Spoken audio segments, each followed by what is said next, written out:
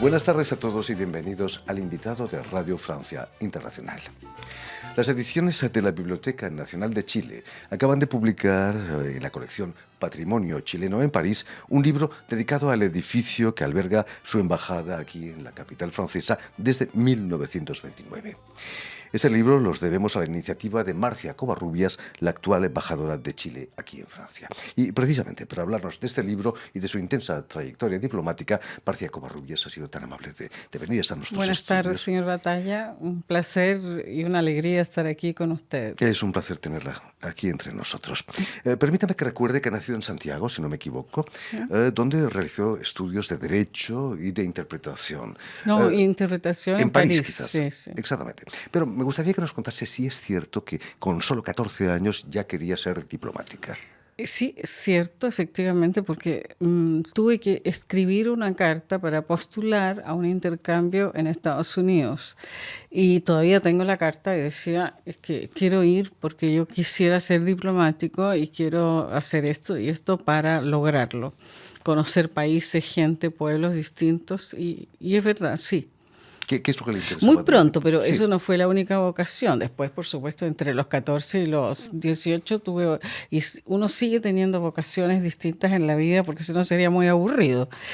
Pero ¿qué le interesaba de la Me diplomacia? interesaba conocer gente distinta, gente que no fuera como uno, gente que viniera de países ojalá lejanos, con un poco un halo de misterio y también que hablaran otros idiomas, que tuvieran otras culturas, otros bailes. Quizás yo creo que el estar estudiando en el Liceo Francés en Chile, que se llama Lycée Alliance Française, el hecho de tener muchísimos compañeros de distintos países, de distintos continentes, creo que eso gatilló mi curiosidad temprana, pero gatilló en alguien que estaba quizás predispuesto para eso, porque tenía muchos compañeros y hacen cosas estupendas, pero no todos en la diplomacia. Para conocer a gente de otros países hay que estudiar idiomas. Va a venir a París en circunstancias un poco extrañas, ¿no? Bueno, sí, no, extrañas no, como mucha gente tuve que salir en algún momento. Mi primer país de acogida fue Grecia y quiero decir que sigue siendo mi país de acogida porque en realidad el destino a veces es cierto que uno hace cosas y cree que es un azar, pero la verdad es que no.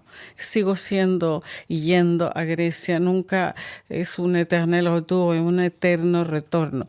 Entonces fui a Grecia, pero como siempre quise y anhelaba estudiar en Francia, logré en algún minuto dejar la universidad en Atenas y venirme a inscribir a la universidad en París. Y trabajaba y estudiaba al mismo tiempo. Va a trabajar como intérprete y traductora Sí, con 6 como... lenguas de trabajo, Sí, 6 idiomas. Sí, 6 idiomas de trabajo. Eh, es complicado, pero al mismo tiempo no, porque como yo tuve una educación totalmente bilingüe, en realidad puedo hacer cabinas española y francesa y los otros idiomas son por añadidura, pero por placer. Y entre ellos, por supuesto, el griego ha tenido un papel fundamental en mi vida porque coincidió que yo entré a trabajar en las instituciones europeas, el Consejo de Ministros, el Parlamento Europeo, cuando justamente fue el ingreso de España y Portugal, ¿ok? Y ahí fue que también se necesitaba mucho griego, griego hacia el español hacia el griego, y eso fue, digamos, una ventaja comparativa que tuve en su momento. No había muchos intérpretes, éramos solamente dos, una uruguaya y yo, que hacíamos con griego. Ahora no, ahora hay mucha gente. Su primer contacto con la diplomacia fue trabajando como embajador, con el embajador de Chile, encargado de la política exterior para los países árabes. Trabajo más que delicado, ¿no? Para empezar. Bueno, eso fue la preparación la preparación de lo que era el diseño de política exterior del primer gobierno de la democracia del presidente Patricio Aylwin. Y en un grupo dirigido por Juan Somavía, un gran diplomático chileno, que fue director de la OIT, pero renunció y hoy día es el director de nuestra Academia Diplomática, pero ha sido embajador en Naciones Unidas, una personalidad muy influyente. Fue él quien dirigió este grupo y me confió efectivamente diseño hacia el mundo árabe.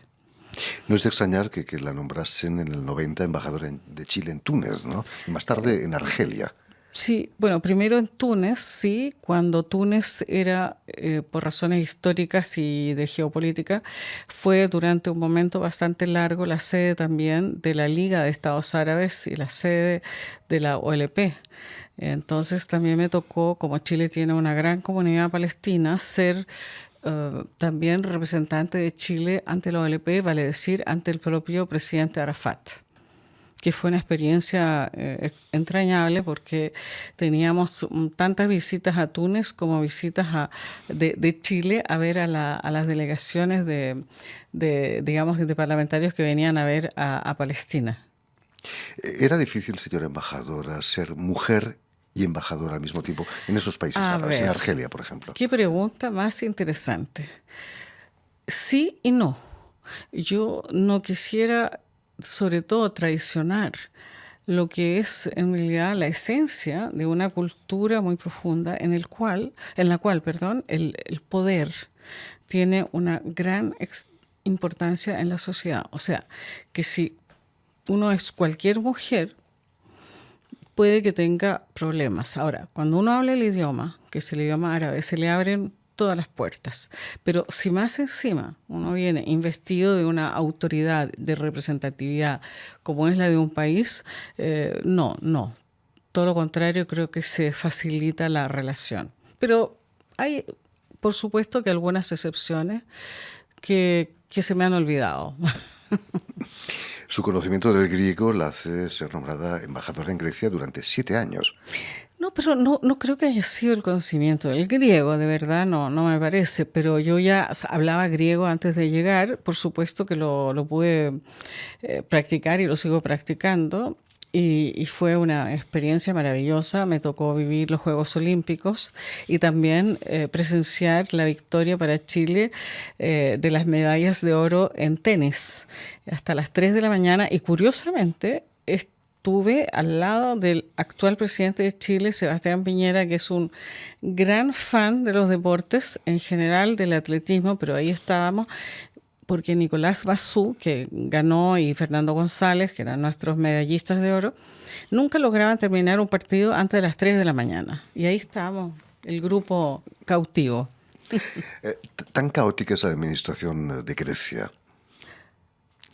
Un diplomático nos confesó hace unos días, hablando de la presidencia en la Unión Europea de Grecia, le preguntamos qué fue lo más positivo de la diplomacia griega y nos dijo que fue el final de la No, de la yo presidencia. personalmente tengo una gran admiración por el pueblo griego y por la extraordinaria versatilidad, flexibilidad, invención, capacidad de creación para salir de situaciones absolutamente inextricables y muy difíciles. Yo creo que la paciencia, a ver, si hablamos del caso griego en particular, no sé a qué tipo de paciencia se refieren, porque es cierto que Grecia, que además es nuestra cuna de Occidente, tiene una manera distinta de encarar y una filosofía distinta de encarar la vida. Quizás hay que preguntarse si no son más felices que nosotros. Seguramente. Sí, y si no son más sabios también. En fin, yo no sé a qué se refería ese diplomático, pero la verdad es que tuve una experiencia absolutamente fantástica en Grecia.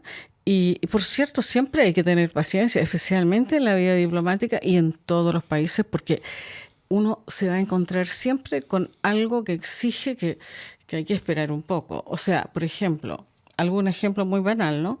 A uno puede tocarle sentado al lado de alguien que no es la persona más interesante del mundo durante una cena que dure 5 horas o 4 horas o más por los discursos, no por la comida. Y hay que encontrar el interés de esa persona, hay que descubrirlo, hay que, en el fondo, hacer resaltar lo positivo que tiene. Yo pienso eso y creo que eso ayuda mucho a tener una visión más positiva. En Grecia no tengo ninguna queja. Es cierto que a veces, claro, incluso con todo el amor, como diría nuestro poeta Raúl Zurita, con todo el amor, con todas las cordilleras, hay que tener paciencia. Pero un ministro de Economía alemán quizás ciertas cosas le Bueno, suenen. pero él estaba en otra, y no voy a entrar al tema político, pero es otra situación. Y el año pasado, Marcia Covarrubias es nombrada embajadora de Chile en París, en Francia. Es el colofón de una carrera intensa, Es el colofón, no sé, un premio porque quizás. eh, pero sí que fue una sorpresa maravillosa. Justamente yo estaba en Grecia cuando me llamaron, me llamó el ministro y me propuso venirme, pero inmediatamente casi a París, porque además el antiguo embajador se había ido y venía el presidente Hollande, el entonces presidente Hollande, a Chile en visita oficial. Así es que luego volví como 2 días a Argel y ya me integré totalmente en Francia. Volviendo al libro que ha editado la Biblioteca Nacional de Chile, ¿cómo surge esa iniciativa? Tan enamorada se ha quedado de la residencia de la embajada. Sí, bueno, no sé solo enamorada, sino que me sentí realmente muy privilegiada por vivir en esta maravillosa residencia que tiene tanta historia detrás, o sea, que empieza con la visión del príncipe Henri de la Tour d'Auvergne y de su señora, la princesa de Wagram de la Tour d'Auvergne, que era descendiente del general de Wagram, emparentada con Elizabeth de Austria, etcétera, y también por su lado materno descendía de la familia Rothschild. Entonces, ellos fueron, digamos, muy visionarios en el sentido de la época. No les quedaba cómodo el castillo que tenían a 100 kilómetros de París para venir a pasar el fines de semana o celebrar alguna ocasión. Y, por supuesto, decidieron contratar a uno de los grandes arquitectos de la época, a René Sergent, el cual logró levantar esta maravilla. Y de verdad que siento que es tal el privilegio de haber vivido ahí. Ahora, personalmente, y eso es un paréntesis, ¿no? Yo creo que los embajadores no debieran vivir ahí, sino que debiera ser todo un edificio de las oficinas de la embajada. Pero bueno, eh, por eso se me ocurrió que la única manera de acercar la diplomacia, que a veces se ve como tan imponente, tan distante de la gente, era un poco mostrarles los lugares y familiarizarlos con estos lugares imponentes, preciosos, regios, pero que pudiesen entrar por lo menos como una escotilla, ¿no? A ver qué sucede adentro. Una de las fotos que más me ha impresionado es de los sótanos, donde se ve todavía la llave del vestiaire, el vestuario, el príncipe en el piso de Sí, arriba. sí. Le voy a decir una cosa, esa foto, porque nosotros con mi coeditor, que es el arquitecto de la DIVAM, José Antonio Piga, estuvimos un mes entero seleccionando fotos, etcétera, y el orden de las fotos y de los textos, etcétera. Pero me alegra que usted lo remarque esto y lo resalte, porque en realidad a mí, como no soy arquitecto, no me gustaba nada poner esa página ahí, pero se lo voy a contar y lo voy a comentar porque a él le parecía de la más alta importancia. Y sí que tiene importancia porque cuando uno no sabe, pero en ese tiempo este edificio era considerado y fue considerado como un ejemplo de modernidad, porque tenía calefacción, tenía ascensor, tenía comodidades que hoy día nos parecen absolutamente banales y que en su tiempo sí fueron una gran innovación arquitectónica. Y el arquitecto René Sergent construía al mismo tiempo en París que construía en Buenos Aires y también en Nueva York, que era un gran arquitecto. Hablando de la historia de la embajada, por allí han pasado como embajadores premios Nobel como Neruda, que ya en el 39 estuvo como cónsul, un cónsul muy especial además. Bueno, mire, tan especial y gracias por reivindicarlo, porque la verdad es que no es tan conocido el papel entrañable y muy eficaz que él desarrolló. Él había sido cónsul en Madrid y luego tuvo que salir de Madrid, pero fue nombrado cónsul, y yo creo que esto es algo que honra también a Chile en su momento, cónsul para la inmigración española, destacado ante la embajada en París. Y él en París logró organizar el charter de este barco, el famoso y legendario Winnipeg, mítico, con 2.200 refugiados españoles que él fue juntando, que pasaba en los Pirineos en condiciones horrorosas o que sacaba de campos donde estaban los refugiados españoles y los llevaba a Poyac.